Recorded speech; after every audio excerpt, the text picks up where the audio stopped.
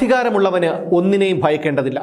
ഏത് ചരിത്രമെടുത്ത് പരിശോധിച്ചാലും അണികളെയോ കീഴുദ്യോഗസ്ഥരെയോ ബലി കൊടുത്ത് രക്ഷപ്പെട്ട മേലാളന്മാരെ കാണാനാകും. അടിമത്തം ഇല്ല എന്ന് എത്രയൊക്കെ വാദിച്ചാലും തൊഴിലിടങ്ങളിൽ, ഭരണ സംവിധാനങ്ങളിൽ, എന്തിന് കുടുംബങ്ങളിൽ പോലും അടിമത്തമുണ്ട്.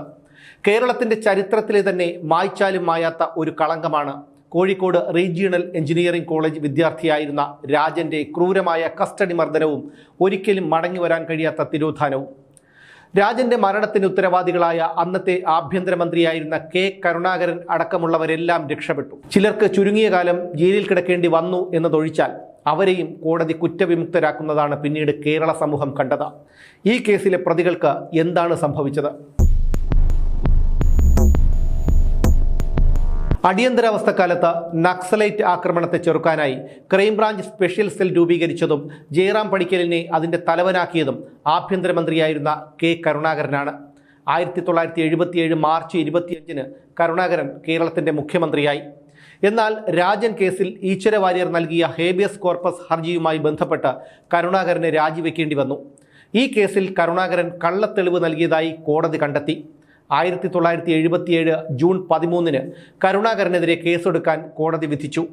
എന്നാൽ ഈ കേസിൽ കരുണാകരൻ ശിക്ഷിക്കപ്പെട്ടില്ല. കരുണാകരൻ്റെ ആനുകൂല്യങ്ങൾ കിട്ടിയവർ കോൺഗ്രസിനുള്ളിൽ ഒരുപാടുണ്ടായിരുന്നു. അവരുടെ പിന്തുണ കൊണ്ട് 1981 ഡിസംബർ 28-ന് കരുണാകരൻ വീണ്ടും മുഖ്യമന്ത്രിയായി. പക്ഷേ ഭൂരിപക്ഷം നഷ്ടപ്പെട്ട് 1982 മാർച്ച് 17-ന് വീണ്ടും രാജിവെക്കേണ്ടി വന്നു. വീണ്ടും 1982 മെയ് 24-ന് മുഖ്യമന്ത്രിയായ കരുണാകരൻ 1987 വരെ ആ സ്ഥാനത്ത് തുടർന്നു. അതായത് രാജൻ കേസിൽ പ്രതിയായതിനു ശേഷമാണ് കരുണാകരൻ 4 തവണ കേരളത്തിൻ്റെ മുഖ്യമന്ത്രിയായത് എന്നർത്ഥം. 1997-ൽ കരുണാകരൻ പ്രതിയായ പാമോലിൻ കേസ് വിജിലൻസ് രജിസ്റ്റർ ചെയ്തു. പക്ഷേ പല കോടതികളിലും അപ്പീൽ കൊടുത്ത് തൻ്റെ മരണം വരെ കരുണാകരൻ ആ കേസ് നീട്ടിക്കൊണ്ടുപോയി.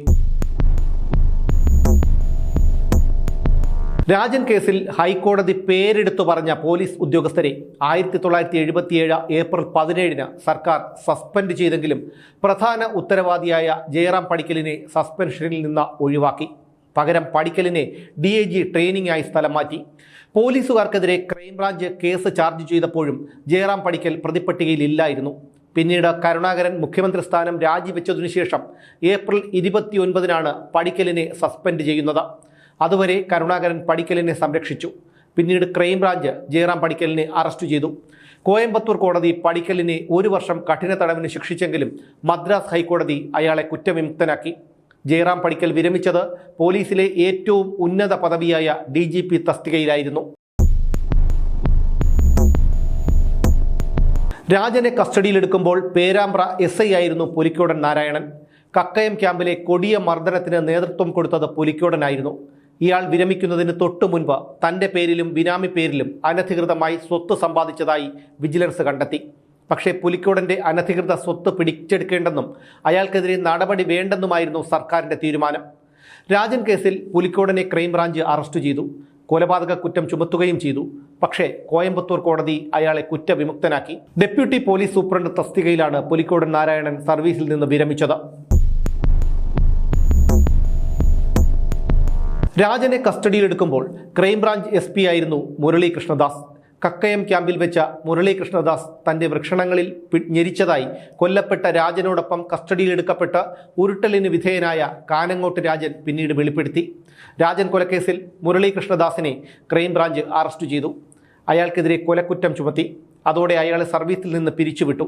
കോയമ്പത്തൂർ കോടതി അയാളെ 1 കൊല്ലം കഠിന തടവിന് ശിക്ഷിച്ചെങ്കിലും മദ്രാസ് ഹൈക്കോടതി കുറ്റവിമുക്തനാക്കുകയാണ് ചെയ്തത്. കക്കയം ക്യാമ്പിൽ ചുമതലയൊന്നും ഇല്ലായിരുന്നെങ്കിലും ക്യാമ്പ് തുടങ്ങിയപ്പോൾ മുതൽ DIG TV മധുസൂദനൻ അവിടെ ഉണ്ടായിരുന്നു. മധുസൂദനൻ ഉപദ്രവിച്ചതായി ആരും പറയുന്നില്ലെങ്കിലും ക്രൂരമായ പീഡനങ്ങൾക്ക് അദ്ദേഹത്തിൻ്റെ മൗനാനുവാദമുണ്ടായിരുന്നു. രാജൻ കേസിൽ ക്രൈംബ്രാഞ്ച് കൊലക്കുറ്റം ചുമത്തി മധുസൂദനനെ അറസ്റ്റ് ചെയ്തെങ്കിലും മദ്രാസ് ഹൈക്കോടതി അദ്ദേഹത്തെ കുറ്റവിമുക്തനാക്കി. പോലീസിലെ ഏറ്റവും ഉന്നത പദവിയായ DGP തസ്തികയിലാണ് TV മധുസൂദനൻ വിരമിച്ചത്. കക്കയം ക്യാമ്പ് തുടങ്ങിയപ്പോൾ മുതൽ പീഡനങ്ങൾക്ക് സാക്ഷിയായി ലക്ഷ്മണയും അവിടെ ഉണ്ടായിരുന്നു. രാജൻ കേസിൽ ക്രൈംബ്രാഞ്ച് കൊലക്കുറ്റം ചുമത്തി ലക്ഷ്മണയെ അറസ്റ്റ് ചെയ്തു. പക്ഷേ കോയമ്പത്തൂർ കോടതി അദ്ദേഹത്തെ കുറ്റവിമുക്തനാക്കി. IG തസ്തികയിലാണ് ലക്ഷ്മണ സർവീസിൽ നിന്ന് വിരമിച്ചത്. പക്ഷേ വിധി അയാളെ വെറുതെ വിട്ടില്ല. 1970 പോലീസുമായുള്ള ഏറ്റുമുട്ടലിൽ കൊല്ലപ്പെട്ടു എന്ന് പുറംലോകമറിഞ്ഞ നക്സലൈറ്റ് വർഗീസിനെ ലക്ഷ്മണയുടെ നിർദ്ദേശമനുസരിച്ച് താൻ വെടിവെച്ചു കൊല്ലുകയായിരുന്നു എന്ന് വെളിപ്പെടുത്തി 1999 രാമചന്ദ്രൻ നായർ എന്ന മുൻ പോലീസുകാരൻ ഹൈക്കോടതിയെ സമീപിച്ചു. ഈ വെളിപ്പെടുത്തലിൻ്റെ അടിസ്ഥാനത്തിൽ 2010 കോടതി ലക്ഷ്മണയ്ക്ക് ജീവപര്യന്തം തടവും 10,000 രൂപ പിഴയും വിധിച്ചു. എന്നാൽ സർക്കാർ പ്രത്യേക ഇളവ് കൊടുത്ത 2013 ലക്ഷ്മണയെ മോചിപ്പിച്ചു. രാജനെ കസ്റ്റഡിയിലെടുക്കുമ്പോൾ ക്രൈംബ്രാഞ്ച് DYSP ആയിരുന്നു കുഞ്ഞിരാമൻ നമ്പ്യാർ. രാജൻ കേസിൽ ക്രൈംബ്രാഞ്ച് കുഞ്ഞിരാമൻ നമ്പ്യാരെ അറസ്റ്റ് ചെയ്യുകയും കൊലക്കുറ്റം ചുമത്തുകയും ചെയ്തു. കോയമ്പത്തൂർ കോടതി നമ്പ്യാരെ 1 കൊല്ലം കഠിന തടവിന് ശിക്ഷിച്ചെങ്കിലും മദ്രാസ് ഹൈക്കോടതി കുറ്റവിമുക്തനാക്കി. രാജനെ കസ്റ്റഡിയിലെടുക്കുമ്പോൾ പേരാമ്പ്ര CI ആയിരുന്നു NT മോഹനൻ. രാജനെ കോളേജിലെ ഫിൽട്ടർ ഹൗസിന് മുന്നിൽ വെച്ച് അറസ്റ്റ് ചെയ്ത് ക്രൈംബ്രാഞ്ച് CI ശ്രീധരന് കൈമാറിയത് മോഹനനായിരുന്നു. പോലീസ് ക്യാമ്പിനായി കക്കയം ഇലക്ട്രിസിറ്റി ബോർഡിന്റെ കെട്ടിടം തരപ്പെടുത്തിയതും ഉരുട്ടാനുള്ള ബെഞ്ചും ഉലക്കയും സംഘടിപ്പിച്ചതും മോഹനനായിരുന്നു എന്നാണ് ആരോപണം. പക്ഷേ പുലിക്കോടൻ നാരായണന്റെ ക്രൂരമായ മർദ്ദനം തടയാൻ മോഹനൻ ശ്രമിച്ചെന്ന് സാക്ഷിമൊഴിയുണ്ടായിരുന്നു. 1977 മെയ് 21 മോഹനനെ സസ്പെൻഡ് ചെയ്തു. പിന്നീട് രാജൻ കേസിൽ ക്രൈംബ്രാഞ്ച് അറസ്റ്റ് ചെയ്തെങ്കിലും കോയമ്പത്തൂർ കോടതി അദ്ദേഹത്തെ കുറ്റവിമുക്തനാക്കി. രാജനെയും സുഹൃത്ത് ചാലിയെയും കസ്റ്റഡിയിലെടുത്തതും പിന്നീട് പോലീസ് ജീപ്പിൽ വെച്ച് മർദ്ദിച്ചതും ശ്രീധരനാണ്. ഈശ്വര വാര്യരുടെ ഹേബിയസ് കോർപ്പസ് ഹർജിയുടെ അടിസ്ഥാനത്തിൽ 1977 ഏപ്രിൽ 17 ശ്രീധരനെ സസ്പെൻഡ് ചെയ്തു. കോഴിക്കോട് ചീഫ് ജുഡീഷ്യൽ മജിസ്ട്രേറ്റ് കോടതിയിൽ ക്രൈംബ്രാഞ്ച് ചാർജ് ചെയ്ത കേസിലെ 1-ാം പ്രതി ശ്രീധരനായിരുന്നു. എന്നാൽ 1977 ജൂൺ 21 ഇതേ കോടതിയിൽ അന്വേഷണ ഉദ്യോഗസ്ഥർ സമർപ്പിച്ച കുറ്റപത്രത്തിൽ തെളിവില്ലെന്ന കാരണം ചൂണ്ടിക്കാട്ടി കുറ്റപത്രത്തിൽ നിന്ന് ശ്രീധരന്റെ പേര് ഒഴിവാക്കി. അസിസ്റ്റന്റ് പോലീസ് കമ്മീഷണർ തസ്തികയിലാണ് ശ്രീധരൻ വിരമിച്ചത്. നക്സലൈറ്റുകൾ കായണ്ണ പോലീസ് സ്റ്റേഷൻ ആക്രമിച്ചപ്പോൾ ബീരാൻ സ്റ്റേഷനിലുണ്ടായിരുന്നു.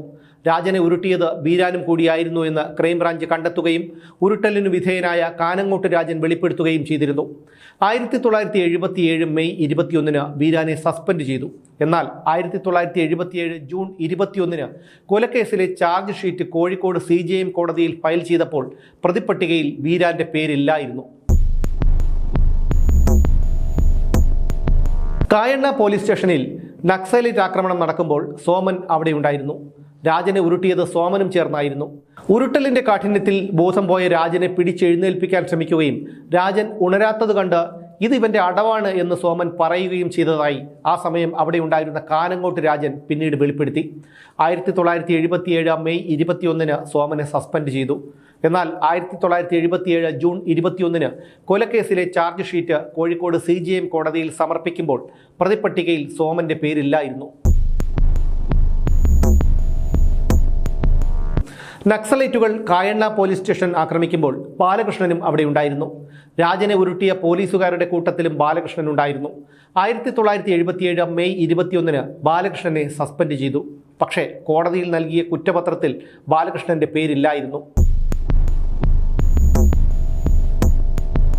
രാജനെ ഉരുട്ടുമ്പോൾ ശബ്ദം പുറത്തു വരാതിരിക്കാനായി അവന്റെ വായ തുണി കൊണ്ട് അമർത്തിപ്പിടിച്ചത് അന്ന് നാദാപുരം സബ് ഇൻസ്പെക്ടറായിരുന്ന അബൂബക്കറായിരുന്നു. ഈ അമർത്തിപ്പിടിക്കലിൽ ശ്വാസം മുട്ടിയാണ് രാജൻ മരിച്ചത് എന്നാണ് കരുതപ്പെടുന്നത്. എന്നാൽ അബൂബക്കറിനെതിരെ അന്വേഷണ സംഘം ഒരു കുറ്റവും കണ്ടെത്തിയില്ല. നക്സലൈറ്റ് ആക്രമണം നടക്കുമ്പോൾ കായണ്ണ പോലീസ് സ്റ്റേഷനിലെ സബ് ഇൻസ്പെക്ടറായിരുന്നു VT തോമസ്. VT തോമസ് തന്നെ ഉരുട്ടിയതായി കാനങ്ങോട്ട് രാജൻ പിന്നീട് വെളിപ്പെടുത്തി. എന്നാൽ തോമസിനെതിരെയും അന്വേഷണ സംഘം യാതൊരു കുറ്റവും കണ്ടെത്തിയില്ല. കൊല്ലപ്പെട്ട രാജനെ ഉരുട്ടിയവരുടെ കൂട്ടത്തിൽ കോൺസ്റ്റബിൾമാരായ വേലായുധൻ, ജയരാജൻ, ലോറൻസ്, ബാലഗോപാൽ എന്നിവരും ഉണ്ടായിരുന്നതായി കാനങ്ങോട്ട് രാജൻ വെളിപ്പെടുത്തിയെങ്കിലും ഇവർക്കും സംഭവത്തിൽ പങ്കുള്ളതായി അന്വേഷണ സംഘം കണ്ടെത്തിയില്ല.